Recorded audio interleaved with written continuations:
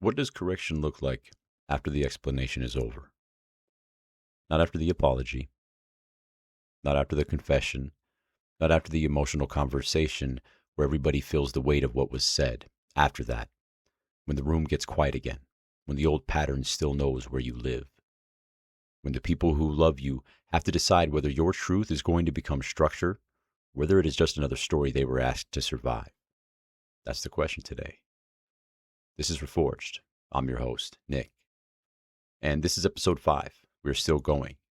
I'm getting more comfortable at the mic, more comfortable with the workflow, more comfortable building the actual Reforged ecosystem, the podcast, the YouTube shorts, long-form visual essays, documents, tools, standards, all of it. And I'm still figuring out how to make it sound good with what I have. Amazon and Temu, baby. Frequent trips to the thrift store. In a house with 7 other men, trying to record, trying to build, trying to keep the standards visible. And the feedback from the shorts has been encouraging, not because Reforged needs validation, but because attention tells me there is a signal here. And so far, no haters. So if there are any out there, please hop in the comments. We could use the engagement. But seriously, thank you for your attention.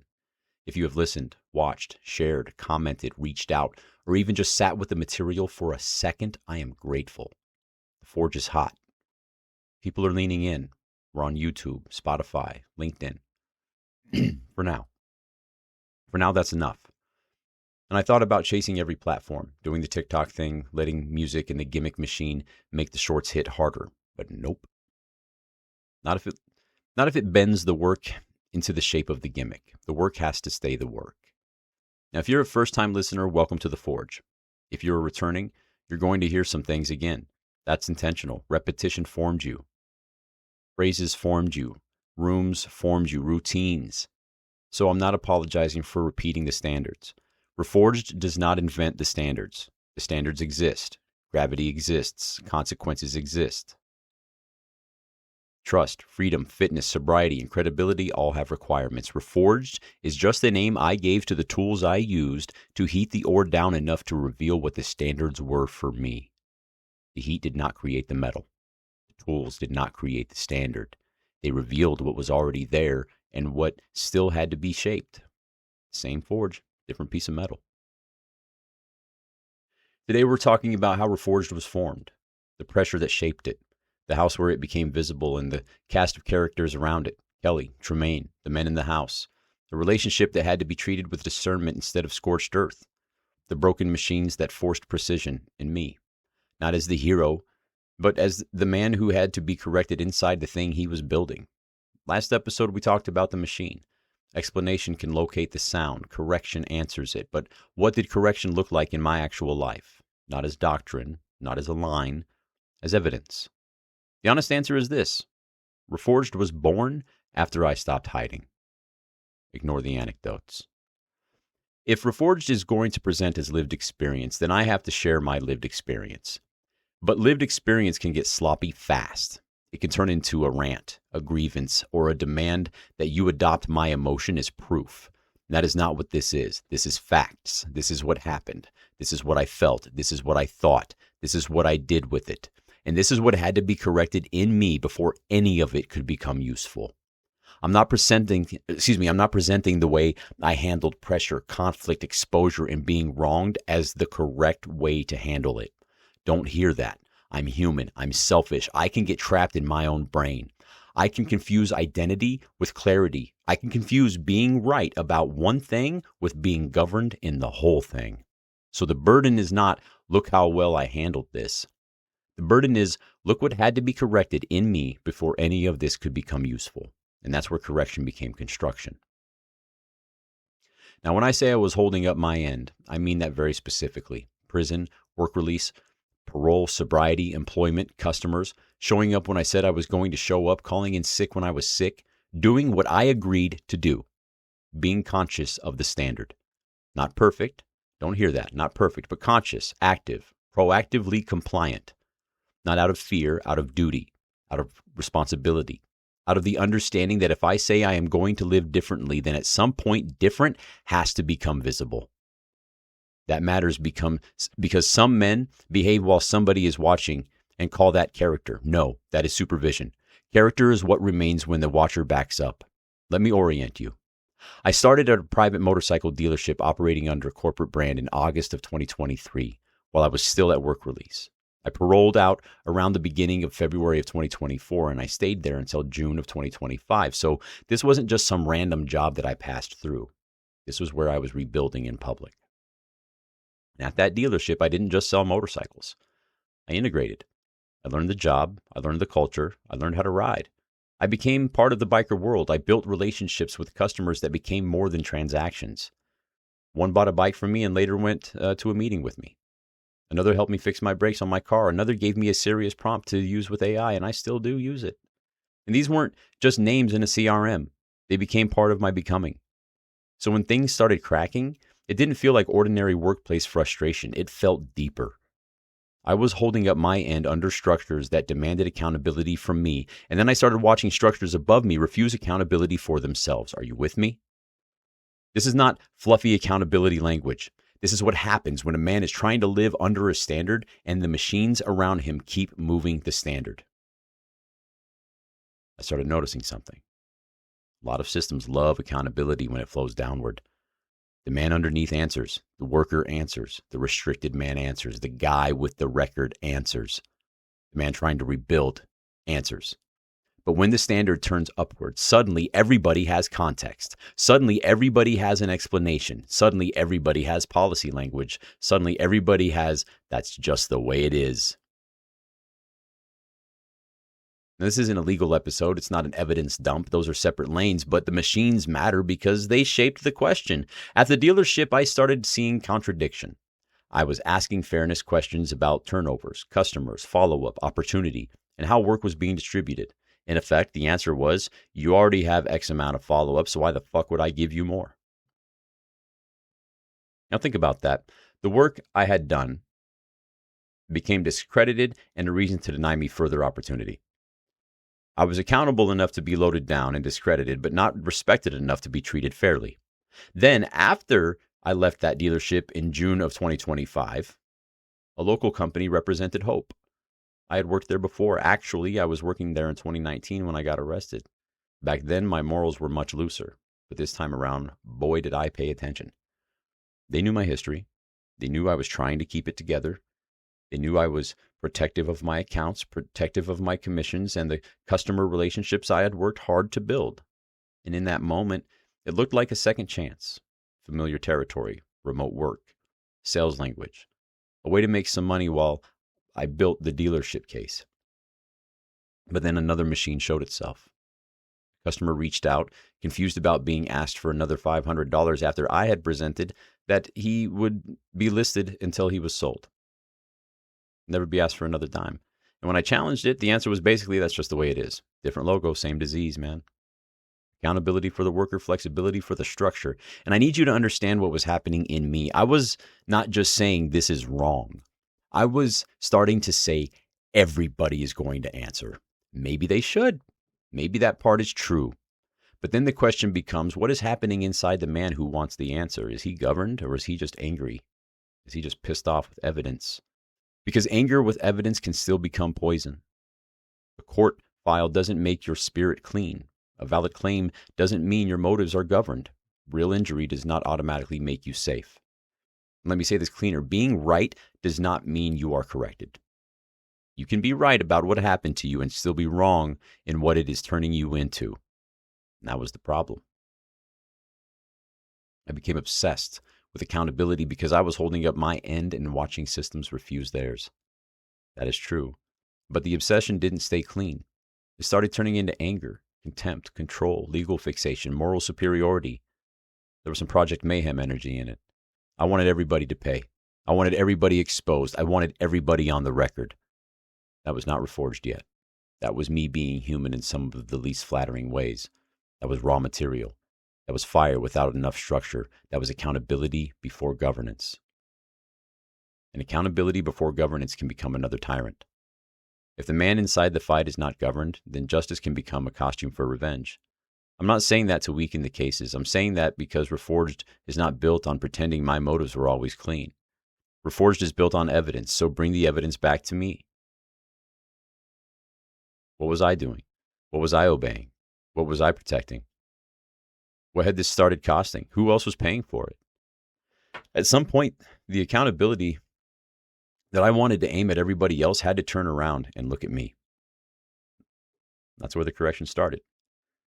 The work I was building started challenging me. The questionnaires, the mirror reports, the AI conversations, the reforged lens before it had public language. At first, I had the AI set up like a disapproving father. And that was not intentional. I had built this thing to press me, challenge me, cross-examine me, not coddle me. And it worked, maybe too well. It made me dig. It made me examine motive. It made me look at where accountability had become anger, where justice was flirting with revenge, where correction was becoming control, and where I was in danger of becoming the thing I hated, just with better documentation. Then I had to correct that too. The correction had to correct itself.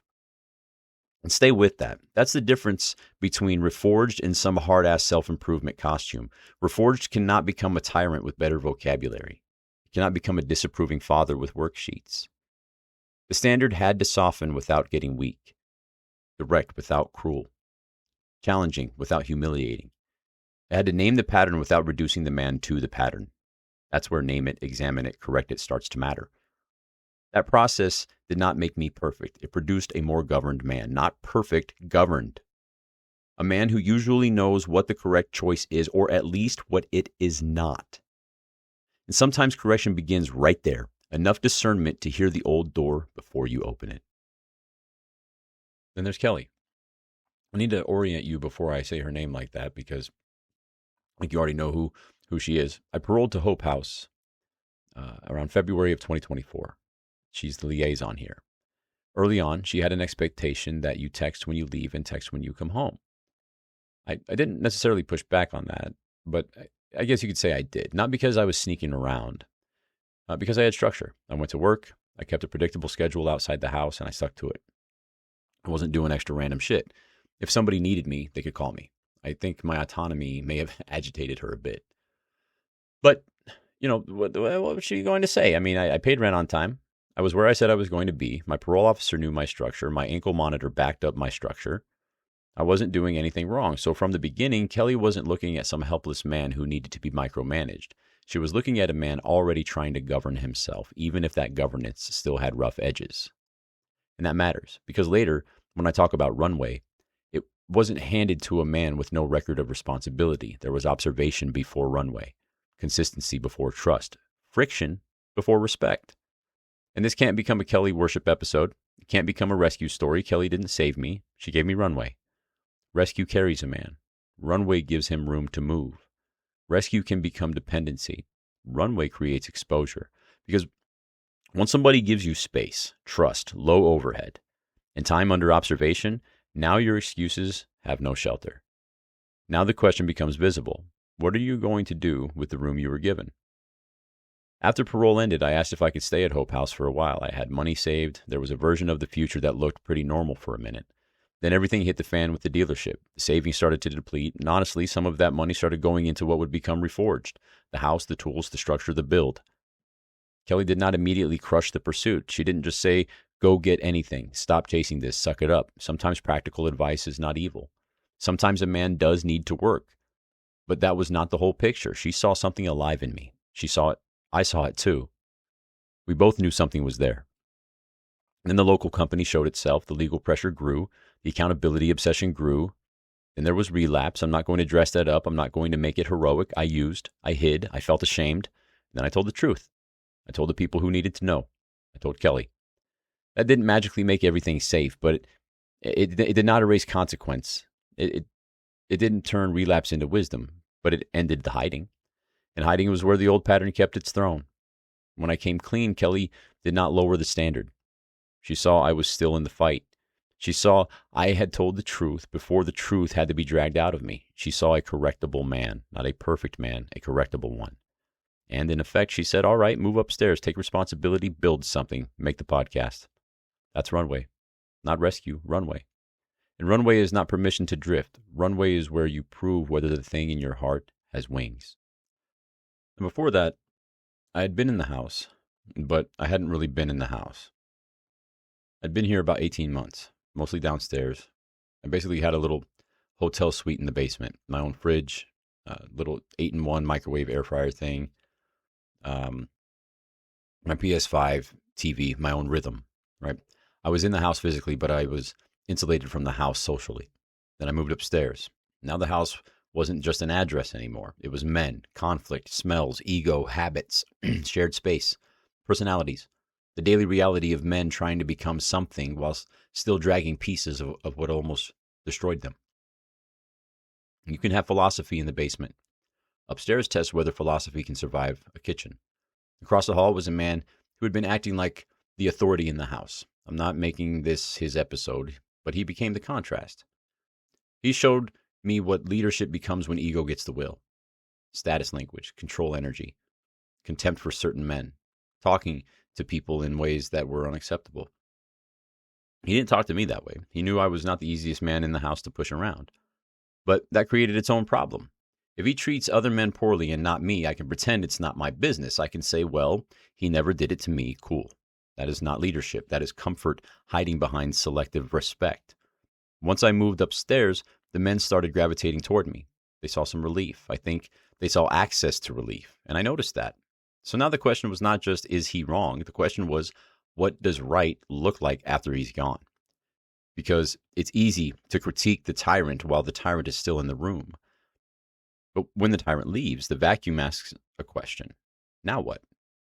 What are you going to build instead? There was a small kitchen situation that probably sounds dumb, but it carries the whole thing.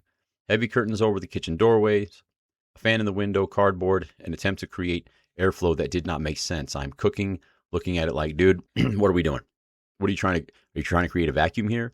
And he wanted to argue in favor of the vacuum. So I went to my room, asked AI for a cleaner explanation, printed it off, and brought it back. And he looks at it and says something like, wow, man, the AI is smart as fuck. And I said, no, dude, I'm smart as fuck. I didn't need AI to prove that. Just admit when you're wrong, dog. And that line's funny, but underneath it, that's the lesson. Use the tool. Bring the evidence. Then admit when the method is wrong. Correction is not humiliation. Correction is changing the thing that doesn't work. If the method is wrong, admit it. If the structure is bad, correct it. If the thing is not working, stop defending the cardboard. And yes, I'm still talking about the cardboard, but I'm not only talking about the cardboard. And after he left, I stepped more fully into the peer liaison role. Documents, house systems, communication, technology questions, policy drafts, men coming to me with problems. Kelly asking me what was going on in the house. Me using my computer, AI, lived experience, and whatever discipline I had to help turn chaos into structure. And I had to learn something quickly. I cannot lead these men from above them. I have to lead from beside them, but beside them with a standard. And you hear that point. Beside them with a standard. Because beside them does not mean passive. It doesn't mean permissive. It doesn't mean buddy-buddy. It doesn't mean I pretend not to see what I see. It means I speak to men like men. It means I don't ask a man how he's doing unless I have time to hear the answer. I had to refine my own method, direct but not dominating, firm but not humiliating, corrective but not contemptuous. Name it, examine it, correct it. The man is not reduced to the problem, but the problem is not ignored. That's Reforged. Before Reforged had a podcast, I had a table. Before I had a questionnaire, I had a kitchen. At first, conversations happened sideways while I was cooking. You know how men do. Nobody wants to sit down and say, I would like to now begin my vulnerable disclosure. Cool, dude, no. A man asks what you're cooking. And then he asks why you eat like that. Then he asks where you're going. And then he asks what you're working on. Then somewhere in the middle of that, the real question slips out. Conversation moved to the table. And the table was different from a meeting, different from class, different from group. Nobody was performing program. Nobody was introducing themselves with a script. Nobody was trying to win the room. It was just men talking, and the truth had somewhere to land. I remember texting Kelly, something like, something special is happening here at this table. Thank you for this space. And that was Runway becoming visible. Not a program yet, not a brand, not a curriculum. Just space becoming useful, a table, a house, a few men, a place where correction could happen without humiliation. And I need to be honest here too.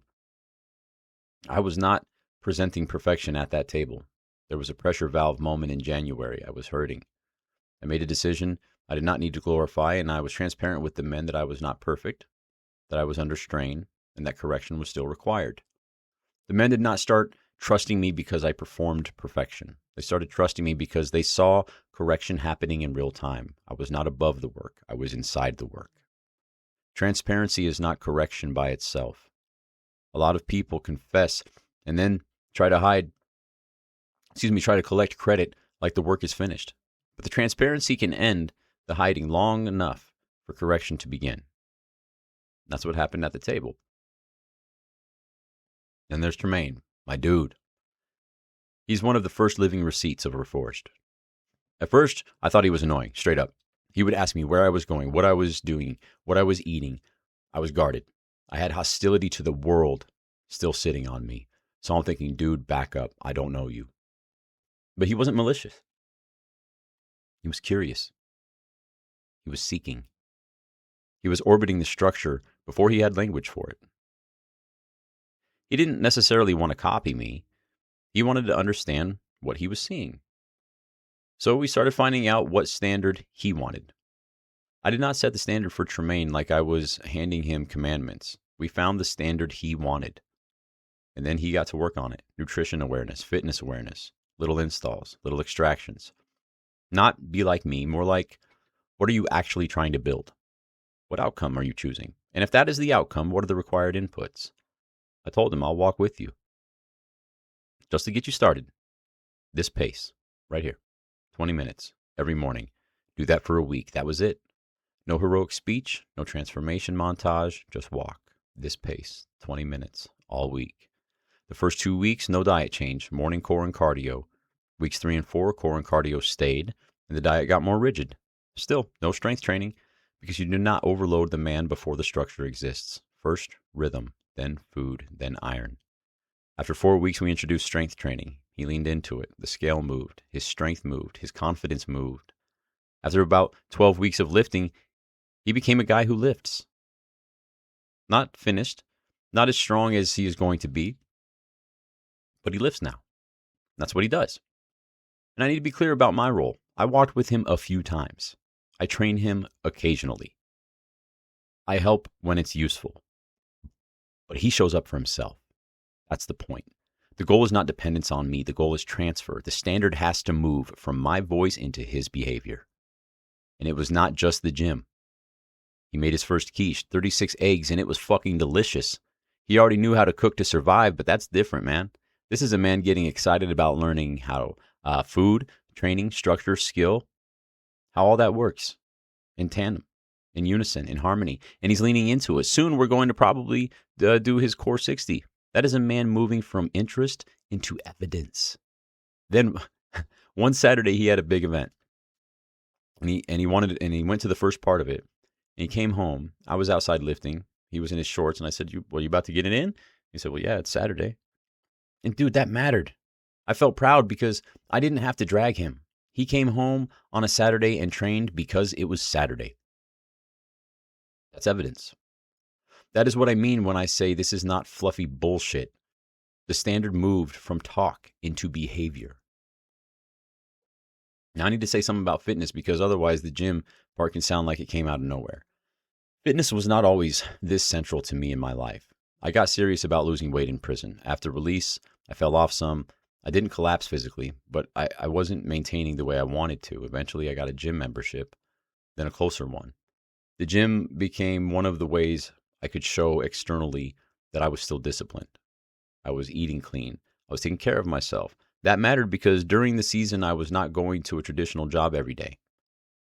I was home at my computer, hammering cases, building documents, trying to figure shit out, trying not to look like collapse just because the structure did not look like a normal 9 to 5. A man can be working and still look unemployed to the people who only recognize one kind of structure. A man can be disciplined and still look unstable to the people who only recognize a time clock. So the gym became evidence, not vanity, evidence. Then the collision happened. My vehicle was totaled. And then one of the first things I felt was, fuck, no, I'm not losing this too. I'm not losing the last visible structure I have left. Not because the gym was my whole life, but because the gym was carrying proof that I was still maintaining, still governing something, still in the fight. And I want to say this carefully and only once, because I'm not turning this into a relationship episode, but I have known what it is to lose something good because I was ungoverned. Appetite, instability, inability to hold structure. That can turn a good relationship into something unrecoverable. But this was different. The romantic relationship still had to change, but not because there was animosity and not because the person became the enemy. The forge was too hot. Everything was being examined. Everything was being tested. Everything was being criticized against the standard, and she did not deserve to get blistered by that. So sometimes growth does not mean you get to keep the thing. Sometimes growth means you do not destroy it on the way out. And as the standards rose, fitness stopped being separate. It became part of the whole. Food, training, documents, house systems, legal precision, table conversations, pure accountability. One standard pulls on another standard. The standard was not created by Reforged. The standard was already there. Reforged gave me tools and language for heating the ore down far enough to see what the standard required. While this was happening, the house started changing. This is not a home tour. The rug is not the doctrine. The poster is not the doctrine. The dumbbell is not the doctrine.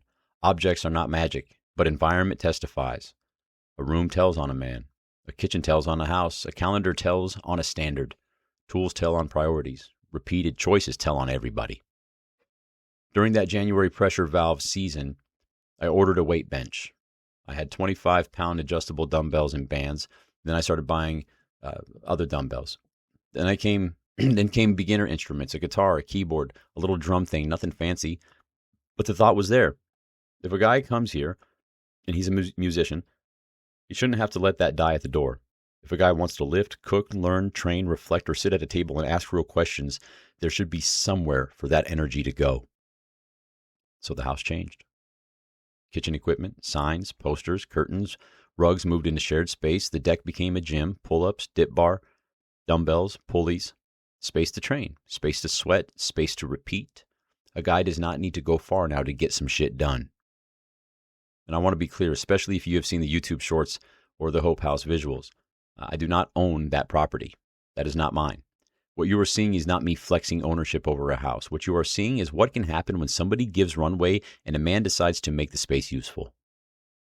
I have poured almost every penny I have into making that environment what it is. Not because I am confused about ownership, but because I am grateful. Those first few hours after a man gets out matter. A place that feels safe matters. A place that feels human matters. Comfort is debatable. Comfort can become dangerous if comfort becomes the goal, but safety, structure, dignity, usefulness, those are so important, especially in those first few days getting out. And so far, this has been impactful. Not perfect, not finished, but impactful. That is Runway becoming construction. And this is where the bigger ideas started opening. I started thinking about men with tight restrictions, men in reentry, men in recovery, men under supervision, men whose access to the world may be limited for different reasons, and men who may not be ready for every environment other people get to enjoy without thinking about it. Take the gym. There are attractive women at the gym. Hey, that is reality. And that is not the woman's fault. The question is whether the man is governed enough to be in that environment without drifting into fantasy, old contacts of appetite, or private collapse. The problem is not that the world contains temptation. The grown-up question is, can the man remain intact? For some men early on, the answer may be not yet. Okay, then what? Do we just restrict him and call that rehabilitation? Do we remove access and never replace it with anything constructive? No. Restriction without replacement becomes stagnation. A man under restriction still needs development. He needs places to practice governance, governed access. A gym, a table, a kitchen, resume help, community service, meditation, reflection, recovery support in the proper lane with the proper people, lived experience at the helm, clinical support where clinical support belongs, structure everywhere.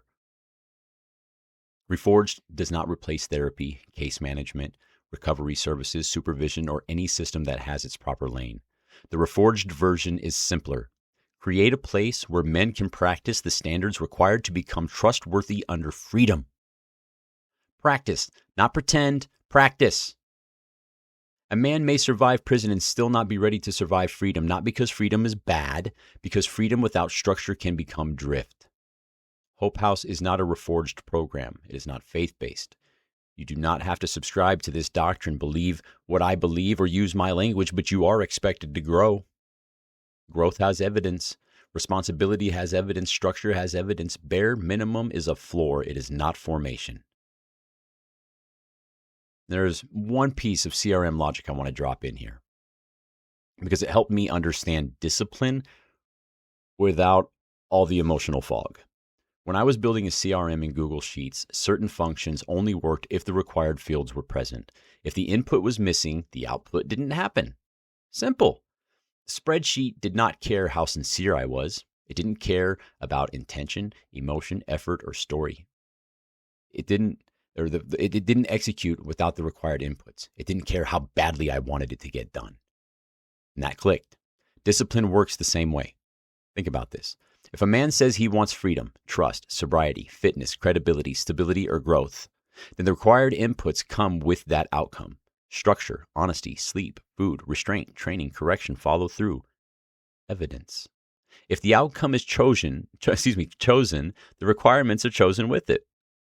That is not a whole separate sermon. That's the logic. Strip away the anecdotes. Identify the required cells, populate them, check the output. That is why I keep saying correction is not confession.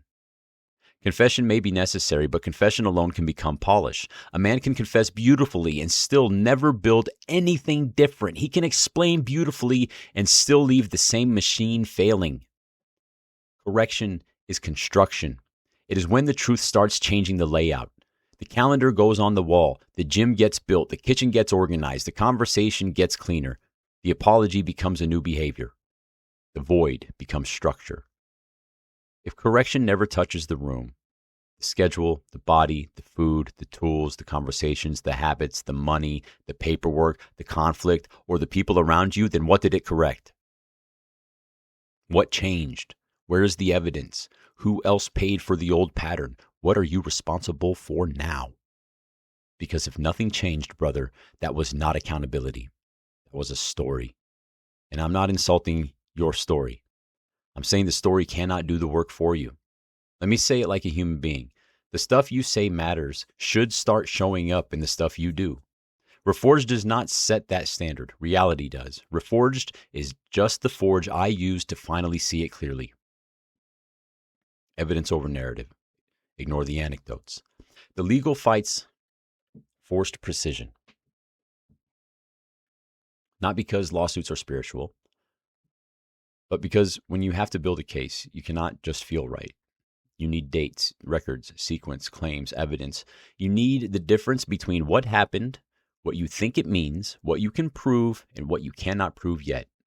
And that discipline bled into Reforged. Holding other people to a standard forced me to define mine. And once I start defining mine, I could not stop with them. Standard had to come home. That is where Reforged gets uncomfortable. It's easy to want evidence when it proves you were wronged. It's harder to want evidence when it shows what you are still obeying. Bring me the record, not just against them, against you. What keeps repeating? What do you protect? What do you avoid? What does pressure reveal? What correction is required now? That is not court language anymore. That is life language. That is Reforged. So, this is where we are. Reforged is not just the podcast. It's not just YouTube shorts. It's not just me saying hard things over workout footage. Those are signals. Those are distribution. Those are how the idea gets seen. But they are not the whole thing. There are administrative documents behind this, questionnaires, reports, standards, intake tools, a structure being built behind the microphone. This is not me wandering around with a slogan. I've got plans for this. I've got fucking plans, dog. And I do not mean I have it all figured out. I don't.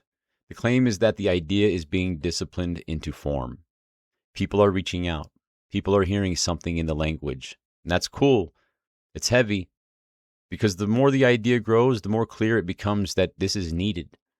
Not as inspiration. Not as brand. The thing is structure, instruments, governed access, working self-command. A man becoming capable of living under freedom without being swallowed by it. The thing is evidence. And evidence is not cold. Evidence is mercy when it gives you something real to correct. The idea is growing. but it is growing under discipline. It has to, because premature certainty would be branding, and Reforged cannot become a brand before it becomes true. So now the question is yours. Where are you still hiding? Who knows the truth about you? Who only knows the managed version? Have you mistaken confession for correction? Have you mistaken explanation for repair? Have you been asking to be understood because being understood feels easier than being rebuilt? What has your environment become evidence of? Look around. Your room, your calendar, your body, your money, your conversations, your private habits. What are they saying? And more importantly, are you even willing to listen? Do not drift right here. If you're still listening to this episode, you're still with this. This is where it stops being about my house and starts being about yours. The old pattern does not need you to be evil. It just needs you to stay vague. It needs you to keep everything emotional enough that nothing becomes measurable. It needs you to keep saying, I'm working on it, without building anything that can prove the work even exists. So make it visible, man. Name it. Examine it. Correct it. Build something. Take the walk. Make the meal. Have the conversation, the hard one.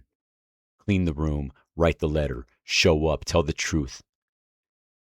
Move the standard from your mouth to your hands. And if you've been given runway, stop treating it like rescue. Runway is not there so you can drift. Runway is where you take off. Reforged was not born because life got clean and easy. It was born in a house, under pressure, after exposure, after a woman who had every reason to be cautious still gave me runway. And then the void started becoming structure. The table became something. The gym became something. The kitchen became something. The conversation changed. The men started leaning in. Trumaine came home on a Saturday and trained because it was fucking Saturday. Not because I was perfect, because I was building. And that distinction matters, because if you wait for perfection before you build, you will die with blueprints in your hand. That is correction, not the speech, not the apology, not the emotional high of telling the truth. Correction is what happens when the truth starts rearranging the room. Ellie gave me runway. I built the forge. Now the question is yours. Where are you still hiding? Where have you been given space but used it to drift? Where have you been waiting to be rescued when what you actually need is runway? And what void space in your life needs to become structure before the day is over? This did not come from a clean room. It came from pressure. It came from runway. It came from construction. And it is not finished.